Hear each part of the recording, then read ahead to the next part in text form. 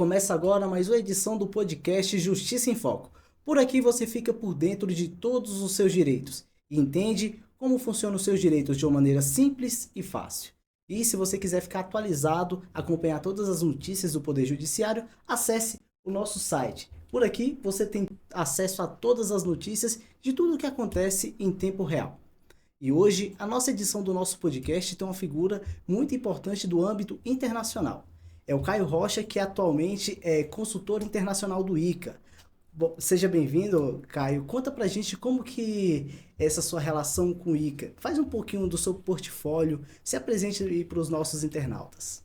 Primeiro, quero agradecer muito, Mário, a oportunidade de estar aqui no nosso podcast, vamos dizer assim, Justiça em Foco. Toda a questão da agricultura tem a ver com a justiça, né? Mas eu quero falar um pouquinho do que representa o ICA. O ICA parece a Santíssima Trindade. Por quê? A ONU, vou comparar com a ONU. A ONU, na área da agricultura, ela tem dois braços. Um braço da agricultura, que chama-se FAO, que é mais conhecido, e o outro braço da ONU é o Banco Mundial, para financiamento. O ICA também é um organismo de cooperação técnica, da mesma forma que a FAO. Estamos em 34 países e o ICA é vinculado à Organização dos Estados Americanos. Então, é um organismo internacional especialista em agricultura e que está vinculado à OEA, cujo banco de apoio relacionado à OEA é o BID. Então, essa é a diferença básica. Nós fizemos cooperação técnica, isso buscamos novas experiências agrícolas, trabalhamos com políticas públicas, auxiliamos os governos a, a implementar projetos, a buscar recursos do ponto de vista internacional. Eu tive a oportunidade hoje já faz 8 anos que estou no ICA, mas tive a oportunidade de trabalhar na Costa Rica, depois fui representante do ICA na Argentina, fui diretor da região sul e agora venho para o Brasil, neste último ano, em função da própria COP e principalmente em função da questão da Amazônia. E aí eu falo de uma Amazônia altamente representativa, que a Amazônia representa 64% do território amazônico está no Brasil, e são 9 estados. E aí estamos lá, junto com o consórcio dos governadores da Amazônia, dando uma assessoria e agora fazendo um trabalho de reestruturação da questão do sistema Emater, da região norte do país.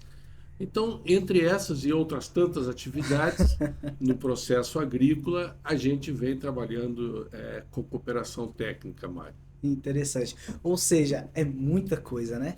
E eu tive a oportunidade, de fazer só o relato, de ter sido secretário, não só secretário do Rio Grande do Sul, eu fui secretário de Estado do Rio Grande do Sul, mas tive a oportunidade de ser secretário nacional de Política Agrícola, fui secretário de Desenvolvimento Agropecuário e fui secretário que era o antigo Fome Zero, que é o secretário de Segurança Alimentar e Nutricional. Então, isso também me ajuda, né, ou me auxilia muito a entender esse contexto nacional e a fazer esse câmbio de políticas públicas. Ou seja, fortemente gabaritado para falar sobre a próxima pergunta que eu vou fazer. Nós temos falou do seu currículo aí, que é extenso, enorme, mostra amplo conhecimento que o Brasil é um player na produção de alimentos, né? E esse desafio que a gente vai lidar agora na COP30 e o Brasil, a agricultura brasileira tem lidado, de mostrar que o Brasil é um grande produtor, como dizia o ex-ministro, como diz várias vezes o ex-ministro Roberto Rodrigues, é um dos supermercados do mundo, né? O Brasil tem esse título. Como mostrar essa correlação entre produção, ser forte produtor, mas de maneira sustentável, que esse é um dos grandes desafios do setor.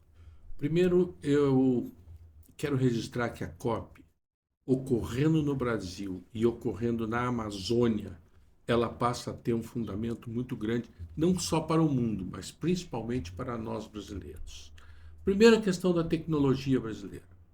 Nós somos um dos maiores players de tecnologia do mundo. Veja, em 40 anos, a nossa área agrícola crescia ao ano, ou cresce ao ano, continua, 1,2%. E sabe quanto cresce a produção brasileira ao ano?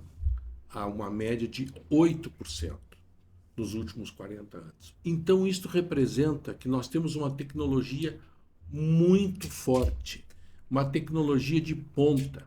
E eu acho que tem muito a ver com o sistema nosso de pesquisa e com a própria fundação da Embrapa. E este número ele passa a ser significativo porque esses quase 500 milhões de toneladas de alimentos que o Brasil produz alimenta hoje 1 bilhão de habitantes, dos 7 bilhões de habitantes que nós temos no mundo. Então, o Brasil ele é fundamental na produção de alimentos. Agora, nós precisamos, para combater a fome, a nossa parte, e o ICA participa dessa aliança mundial de segurança alimentar, o Brasil precisa aumentar até 2050 mais 40% da sua produção agrícola e certamente nós vamos atingir este objetivo. A COP vai discutir, Mário, o que nós falávamos aqui antes de ligar os microfones, em sustentabilidade e meio ambiente. Eu vou começar pelos reflexos. O clima, se nós pegar ele de 1800, que é quando foi começado a medir, até agora, nós aumentamos 1,1 já o grau de calor na Terra. E nós temos que trabalhar para chegar em 2050 a não passar de 1,5, que já está lá perto. Então, o que acontece em todo esse processo? Os eventos, as cheias que levavam 100 anos, 50 anos para acontecer, ela está ocorrendo agora em 10 anos, em 3 anos. Anualmente, a frequência dos eventos. Eu vou pegar o exemplo do Rio Grande do Sul. Isso que eu ia falar agora, exatamente. Mas eu poderia pegar outros exemplos. Mas vou pegar o Rio Grande do Sul porque é emblemático. Uhum. Primeiro, a enchente. Uma enchente completamente descontrolada, fora de um padrão normal, maior que a enchente de 1947, que teve no estado, uma enchente de quase 80 anos, mais de 80 anos.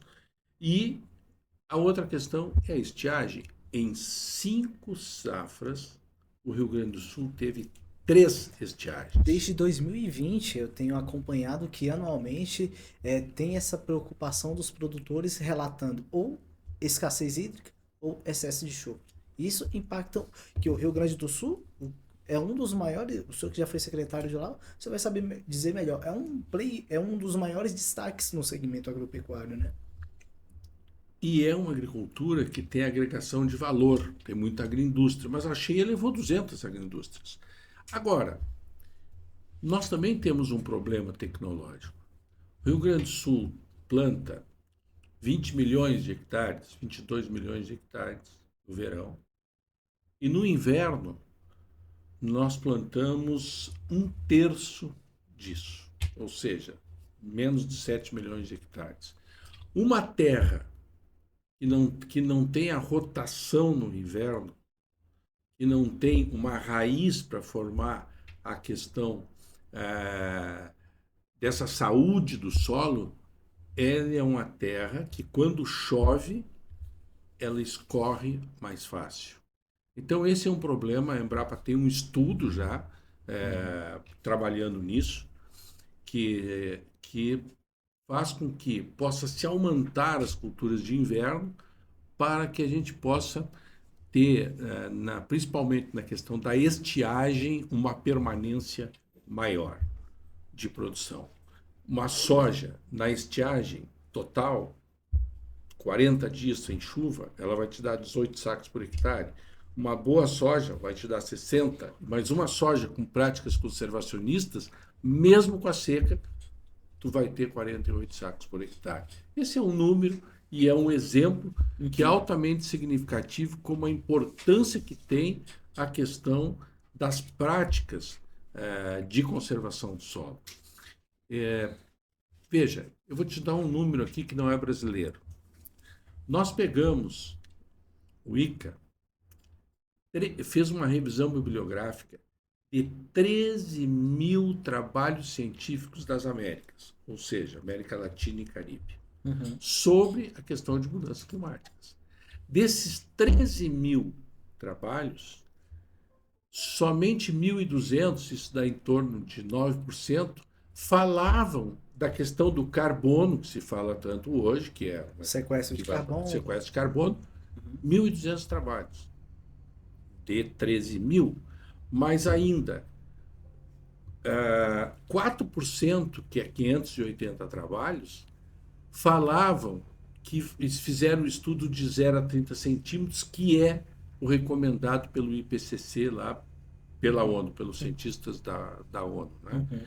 Então, nós estamos aí com algumas lacunas nesta questão da produção. E se nós conseguíssemos melhorar a questão do carbono no solo, da América Latina e do Caribe, 30%, isso atingiria 339 milhões de hectares, porque nós temos 1 bilhão e 100 milhões de hectares. Eu cito esse número grande, que não tem a ver com o Brasil diretamente, mas cito o Brasil agora especificamente, que é o único país que tem um código florestal. É um país que tem manejo de práticas agrícolas, é um país que tem reserva florestal obrigatória, quer dizer, tem áreas que eu tenho que reservar 20%, tem áreas que eu tenho que reservar 80% na Amazônia mesmo é assim. Então, veja, e por isso que nós temos essa grande discussão na COP. O governador Helder está tratando muito disso como ponta, que esses 80% de preservação na Amazônia, se eu tenho 1.000 hectares, eu vou explorar 20, claro, eu posso explorar os 80 com a questão de extrativista, né? Produtos agroflorestais, mas mais do que isso, os países poluidores, eles têm que ter um financiamento climático. Veja o exemplo que eu dei das Américas, que a grande produção agrícola para sustentar o mundo, ela está aqui, está na América Latina e no Caribe. Sim. Brasil e Estados Unidos, juntos nessa América Latina e no Caribe, nas Américas e no Caribe, ultrapassa a 50% de toda essa área. Então, o papel brasileiro é extremamente importante e altamente significativo no mundo. Eu diria que é o mais importante na questão das mudanças climáticas, que é a maior agenda que nós temos hoje na mesa, depois da guerra, óbvio, né? Na agenda de todos os países. Agora, puxando um pouquinho para o lado jurídico, né? Que é o foco do Justiça em Foco. O senhor citou um assunto muito interessante aí, Código Florestal, aprovado em 2012, de relatoria do ex-ministro da Defesa, Aldo Rebelo, e que já tem mais de 10 anos aí, sendo uma das leis mais firmes do que se trata em produção e sustentabilidade. Mas mesmo assim, o setor agropecuário brasileiro, sobretudo, ele enfrenta muitos desafios, porque chega lá quando você vai para a seara internacional, você tem que lidar com os países como a União Europeia colocando críticas à produção brasileira que não é, segundo eles, não é sustentável. Como que o Brasil pode promover uma imagem a partir do Código Florestal, que é uma lei muito rígida, atualizada e moderna também? Como que o setor produtivo brasileiro pode promover melhor a sua imagem a partir do Código Florestal? Olha, eu acho que essa é uma questão que nós temos que trabalhar muito com a União Europeia. Primeiro, porque em função da competitividade, o Brasil é muito competitivo, se cria barreiras para isso. Agora tem a questão da rastreabilidade, que os nossos produtos, para ir para a União Europeia, ele tem um prazo do próximo ano, todos têm que estar rastreados.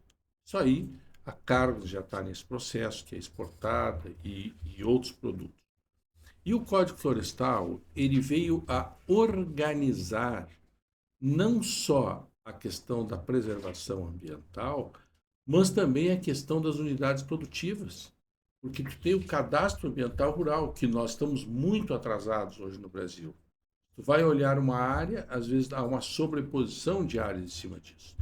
Mas, do ponto de vista de um país sustentável, o Brasil surgiu em 2010 um crédito para a agricultura de baixo carbono, que chama-se o ABC, o ABC+.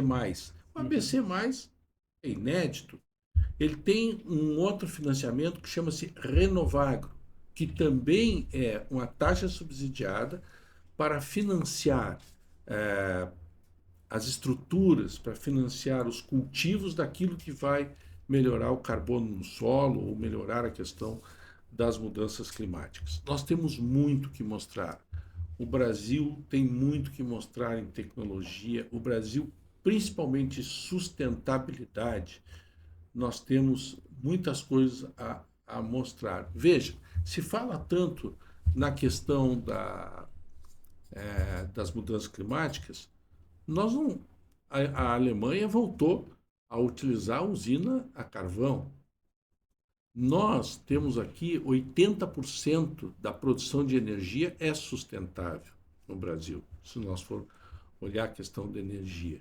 A questão da agricultura, ela é totalmente regulada. E tu falaste aí do projeto de lei, que agora é lei, e a outra lei é a lei agora do mercado de carbono. O Brasil está com uma legislação, está fazendo a regulamentação de uma lei de 2024, que é 1502.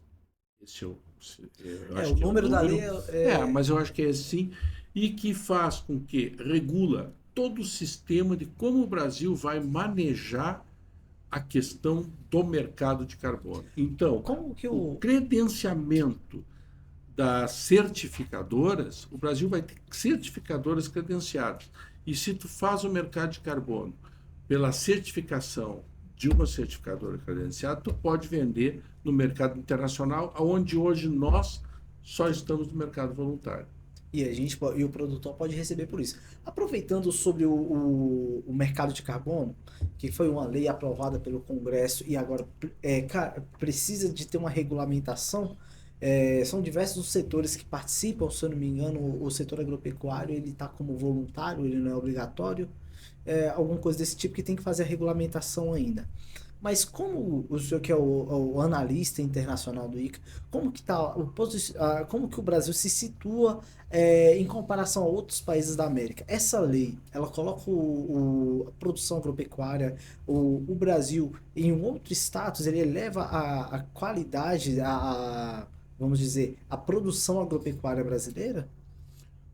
Eu acho que tem duas questões importantes na questão do mercado de carbono, antes da questão da renda adicional que ele vai dar. Ele não é a renda maior do agricultor, ele será uma renda adicional. Primeiro, que ele vai ter que aplicar boas práticas.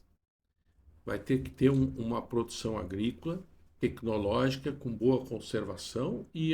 Boa conservação não é porque a agricultura vai ficar mais bonita, é porque ela vai também produzir mais. Uhum. E a questão, então, da questão do mercado de carbono, o Brasil é um dos grandes potenciais para essa exploração. Nesse projeto agora, nesta lei que foi aprovada, a agricultura entrou como mercado voluntário porque não quis participar do processo total, porque nós não temos um processo adaptado às condições de clima e solo do Brasil. Hoje, as certificadoras elas se baseiam em números de monitoramento da Europa, como a Verra, a Standard Poor's.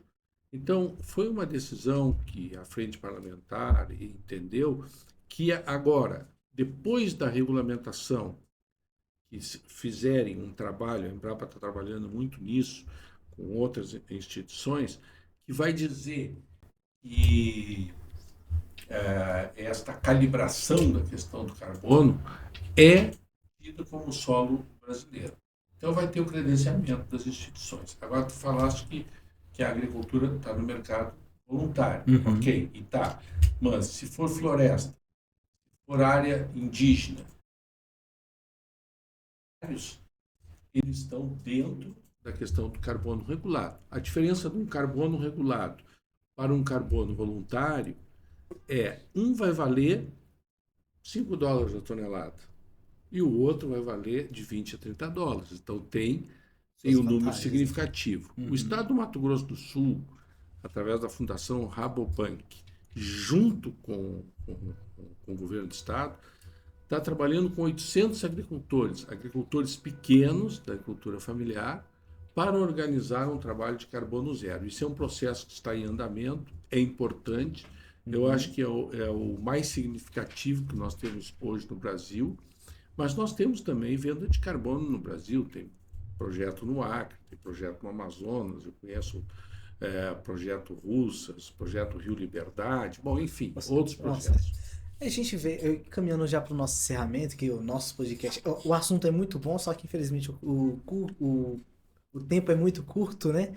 Eu vou passar a palavra para você, Caio, perguntando o seguinte: o que a gente pode esperar de termos de legislação na Carta da COP30 para o Brasil como um todo, com destaque para a agricultura, mas para a legislação ambiental brasileira? O que esperar da COP30? Bom, eu acho que o principal fator brasileiro na COP30 é que ocorra a regulamentação do mercado de carbono, porque nós queremos poder vender uma floresta em pé, que é o grande mote que nós temos aí. E a outra questão é uma legislação que possa afinar a nossa produção sustentável, nossa produção de, vamos dizer, desse grande cofre que tem, que é o carbono na terra, né? Que ele venha para a terra, 1% de carbono na terra, quando tu vem, se tu pegar o milho, ele aumenta 102 quilos por hectare. Bom, então, o financiamento climático, para mim, é o ponto número 1 da COP. É o ponto número 1 que o Brasil tem que se preparar numa regulamentação, numa organização desse financiamento de um país continental como é o Brasil.